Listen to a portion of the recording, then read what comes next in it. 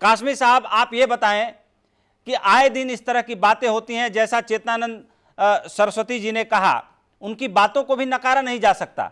अगर वीडियो में सामने दिख रहा है कि कोई आपका हमारा मुस्लिम भाई फल पे थूक रहा है, केले पे थूक रहा है, और कोई किसी की नजर पड़ती है, उसके बाद तेजी से वहां से भाग रहा है, पेशाब करके फल धो रहा है और गटर में सब्जी धुल के जो है हिंदू बस्ती में बेच रहा है, ये इस तरह की बातें कहां से आती हैं? कौन इनको सिखाता है, कौन समझाता है? जो समाज के रहनुमा हैं, उनकी जिम्मेदारी नहीं बनती कि ऐसे लोगों को बताएं और समझाएं कि जब आप किसी ऐसी बस्ती में फल बेचने के लिए जाते हैं तो उतना ही पाक साफ तरीके से काम करें जितना वो अपने घर के लिए करते हैं?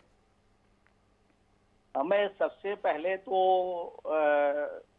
पालघर, महाराष्ट्र और बुलंदशहर में जो निर्मम हत्या हुई है उसकी निंदा करता हूं जी। और सरकार से निवेदन करता हूं कि किसी भी इंसान की, किसी भी संत की हत्या नहीं होनी चाहिए।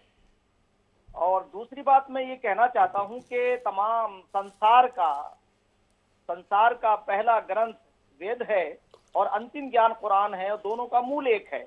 और मैं ये बात कहूं कि दुनिया में जितने भी लोग आए हैं वो सब एक नरो नारी की संतान, एक ईश्वर का परिवार है, हमारे दूध और खून के रिश्ते हैं।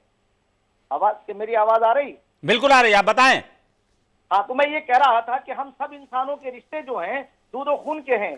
संसार का पहला ज्ञान वेद है, अंतिम ज्ञान कुरान है, दोनों का मूल एक है। एको ब्रह्म द्वितीय नास्ति, ला इलाहा इल्लल्लाह मुहम्मद रसूलुल्लाह, वन गॉड विदाउट सेकंड। अव्वल अल्लाह नूर उपाय कुदरत के सब बंदे, एक ही नूर से सब जग उपजे, कौन भले कौन बनते। मैं यहाँ ये बात कहना चाहता हूँ कि सारा संसार भाई और बहनों का परिवार है। अब इसमें अलग अलग मत और मजहब हो सकते हैं। मजहब, कोई भी धर्म जो है वो भाईचारे की बात करता है। लेकिन कासमी साहब, आप इस बात की भी तो निंदा करिए कि अगर किसी हिंदू बस्ती में फल के ऊपर थूक करके और उसके ऊपर पेशाब करके, धो करके, गटर में धो करके, ये तमाम वीडियो मौजूद हैं और वायरल टेस्ट में ये वीडियो पास हुए हैं और वो सारे लोग आइडेंटिफाई हुए हैं कहीं ना कहीं कि हमें, और अपनी गलती मान चुके हैं कि हम गलत कर रहे थे, हम गुमराह थे इसलिए ऐसा कर रहे थे। ऐसे लोगों के मन में ऐसा जहर कौन भरता है? और वो भी ऐसे माहौल में, ऐसे मुल्क में। तमाम हमारे ऐसे दोस्त हैं, ऐसे लोग हैं, राइटर्स हैं, समाज सेवक हैं, जो ये कहते रहे कि जो लोग पाकिस्तान की हिमायत करते हैं उनसे लोग पूछते हैं कि क्या आप पाकिस्तान में जाके रहने के लिए तैयार हैं? आरिफ मोहम्मद खान साहब ने एक इंटरव्यू में, मैं वो इंटरव्यू देख रहा था, केरला के गवर्नर हैं, पुराने बहुत ही वेटरन लीडर रहे हैं, उन्होंने पूछा कि क्या आप पाकिस्तान में अफगानिस्तान की और पाकिस्तान की हिमायत कर रहे हैं, तो क्या आप जाके वहां रहने के लिए तैयार हैं? और जवाब यही मिलता है कि नहीं जी, जब इसकी बात आती है तो नहीं जी, हिंदुस्तान तो सबसे अच्छा मुल्क है रहने के लिए। ऐसी स्थिति में, जब ऐसे माहौल में भाईचारे का संदेश जाना चाहिए, तो ऐसे में लगातार इस तरह के हेट्रेट और इस तरह की नफरत क्यों फैल जाती है? ये फैलाने का काम कौन लोग करते हैं? कहाँ से आते हैं? इनको कहाँ से मोटिवेशन मिलता है? इनका इंस्पिरेशन का दिया कहाँ जलता है जहाँ से ये रोशनी ले लेते हैं? मैं चाहता हूँ कि इस पर आप बात करें, इस पर थोड़ा बोलें।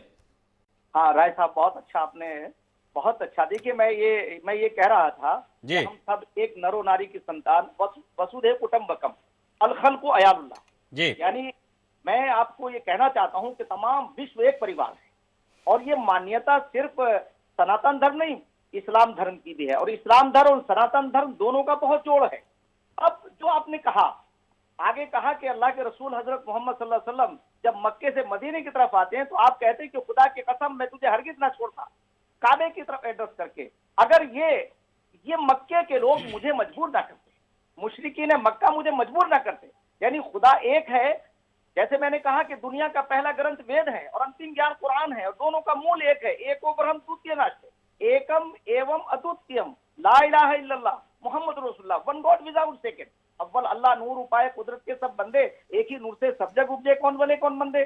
और भारत एक ऐसा देश है, एक ऐसी कंट्री है जो आध्यात्मिकता के लिए जाना जाता है पूरी दुनिया के अंदर, स्पिरिचुअल नेशन के नाम से जाना जाता है। आज मुझे अफसोस इस बात का है, वो इस्लाम के मानने वाले जो इस्लाम को अपना मजहब कहते हैं, वो कहीं ऐसा गंदा काम करे जहां ये कहा गया है कि आधा ईमान आपकी सफाई है, आपकी सुथराई है, और अगर आप गंदगी के साथ रहेंगे तो आप मुकम्मल आप ईमान वाले नहीं हैं, आप मुसलमान नहीं हैं। वो कैसे हो सकता है इस बात को कि वो सब्जियों को गंदा करके पेश करें, वो गटर में धो करके लाए? ऐसे लोग माशरे के अंदर बाइकाट के लायक हैं।